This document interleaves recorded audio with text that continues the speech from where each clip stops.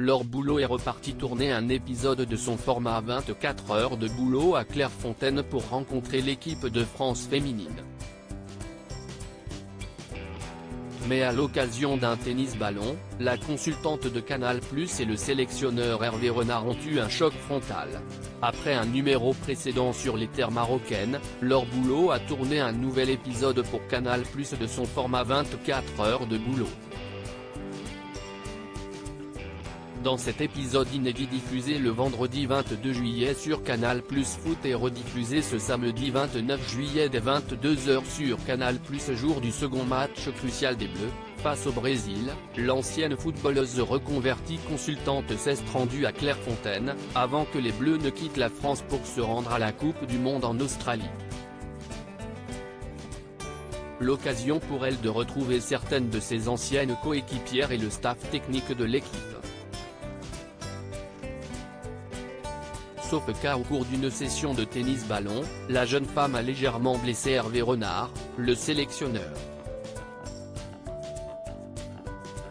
Docteur, de la glace, Hervé Renard obligé de se poser un bloc de froid sur la tête comme elle veut se mettre en immersion et ne rechigne jamais à remettre les crampons. Laure Boulot s'est amusée à participer à une partie de tennis-ballon avec Hervé Renard et ses adjoints. Mais alors que l'atmosphère était plutôt à la détente ou à la mauvaise foi, un choc est intervenu entre l'ancienne joueuse et le sélectionneur des Bleus. « J'ai pris un traumatisme crânien », a hurlé cette dernière, hilar, au sol.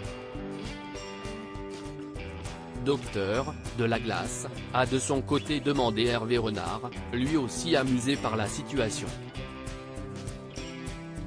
Merci Laure, si est-il très gentil », lui a-t-il ensuite asséné, dans la bonne humeur.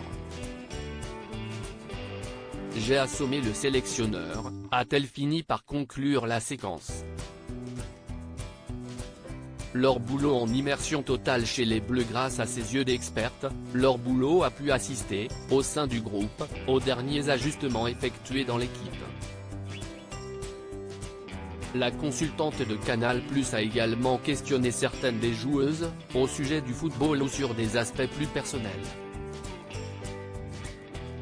Après avoir fait le tour du château avec Salma Bacha, puis échangé des ballons avec Sakina Karchaoui, la journaliste s'est intéressée au cas Amel Majri.